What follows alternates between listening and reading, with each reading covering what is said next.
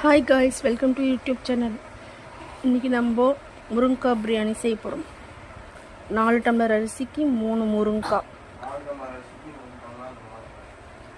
அதை நல்லா வேக வைத்து எடுத்து அதுக்குள்ளே இருந்து சோறு எல்லாத்தையும் எடுத்து மிக்சியில் போட்டு நல்லா நைஸ் பண்ணி எடுத்துக்கிட்டணும். அதுக்கப்புறம்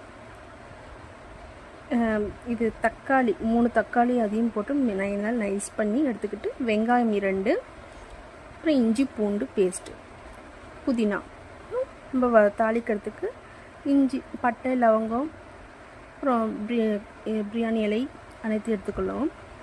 குக்கரை வைத்து 4 கரண்டி எண்ணெய் ஊற்றி அதன் பிறகு இந்த மசாலா இதெல்லாம் போடணும். போட்டு நல்லா வதக்கணும். சோம்பெல்லாம் போட்டுக்கிட்டு நல்லா வதக்கின பிறகு வெங்காயம் போட்டுக்கிட்டணும். அதையும் நல்லா வதக்கின பிறகு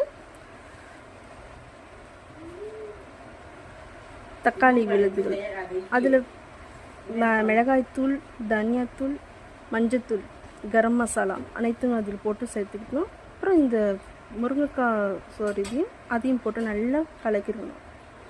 நல்லா மிக்ஸ் பண்ணணும். அப்புறம் தேவையான அளவு தண்ணீர், 1 டம்ளர் அரிசிக்கு 2 டம்ளர் தண்ணீர். நல்லா கொதித்த பிறகு அரிசியை போட்டுக்கணும். போட்டு நல்லா கொதி வந்த பிறகு குக்கரை போட்டு மூடிடணும். 2 விசில் வந்த பிறகு இறக்கிடணும். முருங்கைக்காய் பிரியாணி ரெடி. வாங்க சாப்பிடலாம். லைக் பண்ணுங்கள், ஷேர் பண்ணுங்கள், சப்ஸ்கிரைப் பண்ணுங்கள். பாய்.